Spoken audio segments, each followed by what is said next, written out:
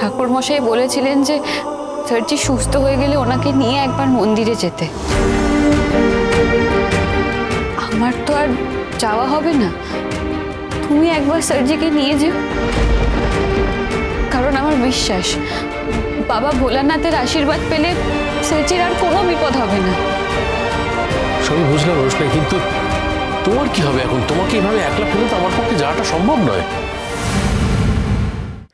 এটা কোনো প্ল্যান বার করতেই হবে, কিভাবে তোমাকে কিছু একটা করতে হবে। তোমাকে এইভাবে ফেলে আমি যেতে পারবো না। ছোট, তুমি এত টেনশন করো না, আমি তো বললাম আমি ম্যানেজ করে নেব। আমার কপালে যা আছে আমার সঙ্গে তো তাই হবে। আমার বাড়ি নেই, ঘর নেই, আত্মীয় স্বজন নেই, মা নেই, কোথাও কেউ নেই আমার। আমি তো অনাথ। কোনো একটা অনাথ আশ্রমে গিয়ে থাকার চেষ্টা করব। হয়তো হবে না, হয়তো সেখান থেকেও আমি কিডন্যাপ হয়ে যাব। কাল সকালে হোমে থেকে লোক এসে ওকে নিয়ে যাবে, আমি সব কথা বলে রেখেছি। ভালোই হবে, ওখানে লেখাপড়া কলেজ সব করতে পারবে। রোশনাই, কাল রেডি থেকো, হোম থেকে এসে নিয়ে যাবে।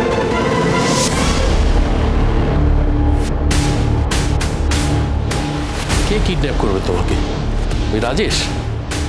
রোশনাই, যা ঘটে গেছে এরপরে রাজেশ তোমার সঙ্গে কি করতে পারে কোনো ধারণা আছে তোমার? সারেন্ডার করলে তো আর কিছু করবে না। খবরদার রোশনাই, এই কথাটা একবার মুখ দিয়ে উচ্চারণ করেছো, আর কোনো দিন যেন না করো। বাচ্চাকে আমি কি জবাব দেব? খবরদার এই কথাটা বলবে না। আমি আর তোমাদের ঘরে বোঝা হতে চাই না ছোটু। কদিন এখানে ছিলাম কারণ আমার কাছে আর কোনো উপায় ছিল না। সার্জিকে এখানে এভাবে রেখে আমি যেতে পারতাম না। মানে কতবার আমার জীবন বাঁচিয়েছেন, সেই জন্য আমি এখানে ছুটে এসেছি। এখন তো উনি ভালো হয়ে যাচ্ছেন, ওনার ভাবি স্ত্রী আছে, ওনার আত্মীয় স্বজন আছে, এখানে তোমাদের বাড়ির সবাই আছে। তারপর গরিমা দিদির সঙ্গে ওনার বিয়ে, একসাথে সুখে থাকুক। তুমি তো দেখলে ছোট, আমার থাকা মানেই অশান্তি। এইভাবে আর লুকিয়ে লুকিয়ে কতদিন চলবে? তাই আমাকে এখান থেকে চলে যেতেই হবে ছোট। কিন্তু তোমার একলা ফেলে আমার পক্ষে এখান থেকে যাওয়া সম্ভব নয়, কোনো মতেই নয়।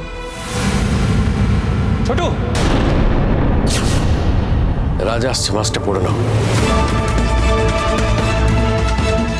শোন না, বলছি যে আমি চলে যাচ্ছি তো, তাই ওনার সঙ্গে একটু কথা বলে যাচ্ছিলাম। ভালোই করেছো তুমি ওনার সাথে কথা বলছো। বলছি ছোট, কোনো নাচ পাওয়া যাচ্ছে না এই মুহূর্তে। তাই নাকি? হ্যাঁ, বলছি ম্যাডাম আপনি যদি 2-1 দিনের জন্য একটু ম্যানেজ করে দিতে পারেন প্লিজ, খুব সুবিধা হয় তাহলে।